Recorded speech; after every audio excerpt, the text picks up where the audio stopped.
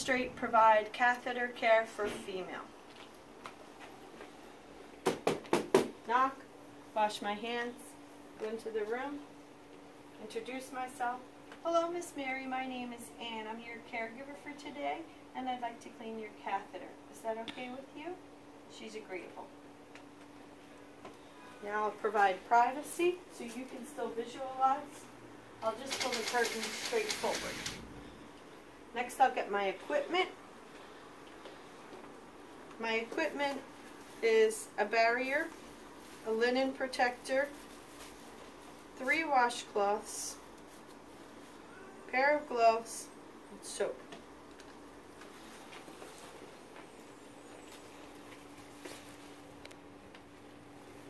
Place my barrier down here.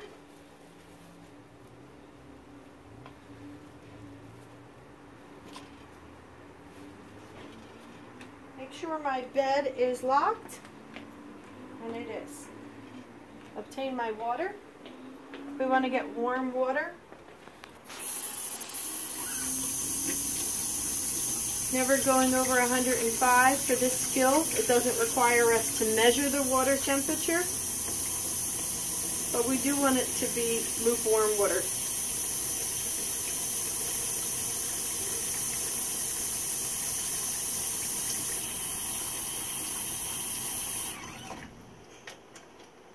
Bringing our water back over to our client and asking her to assess the temperature of the water.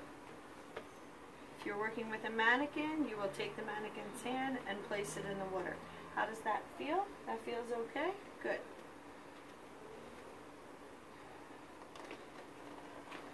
Now I'm ready to begin my washing and contact with my client, so I'll put my gloves on.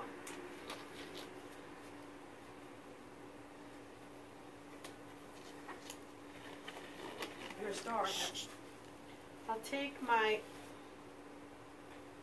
linen protector, exposing her only hips to knees, so pulling the cover down to the knees, pulling her gown up to her hips, taking our linen protector and placing it underneath, under her legs. You can lift up a little bit to do that.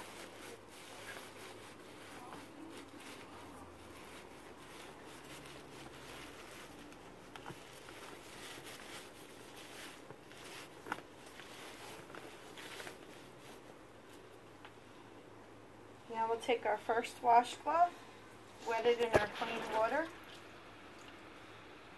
bring out our rag so it's not too drippy. The cloth is folded into 4s, that's usually how it comes. We want to keep it that way or make it that way if we have to. Take our soap, put about a 1/4 size amount of soap on our rag, get it nice and soapy as much as we can. But we don't want any soap to get back into our clean water. Where the catheter is inserted into a person, that is called the meatus. So we want to hold it right at the meatus with our one hand so that we don't dislodge it and cause any trauma to our patient. At this point now, we're going to keep holding and then take a swipe and swipe downward at least 4 inches. We're going to do this 3 times and make sure that all aspects of the catheter are clean. Never pulling too hard. We don't want to dislodge it. Always holding on to it because it is anchored in. Going downward, never going back up. That was our soapy rag. Put that on the side. We're finished with that. Take another cloth. We're going to wring it out and we're going to rinse the same way we washed with our 4 folds. But we're only going to do 3 swipes, that's sufficient. Holding again at the meatus, pulling down 4 inches, but not tugging.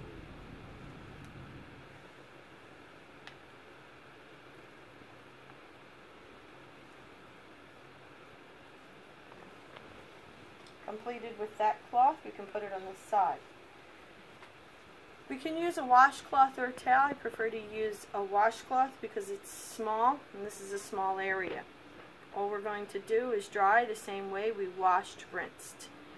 Holding again, drying, not pulling,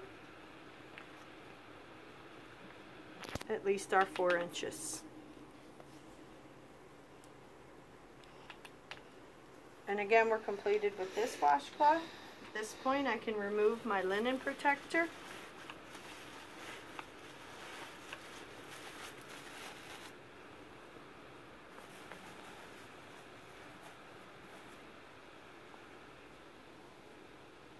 I'm going to take our water, we're going to dispose of it, we're putting it into the toilet or commode.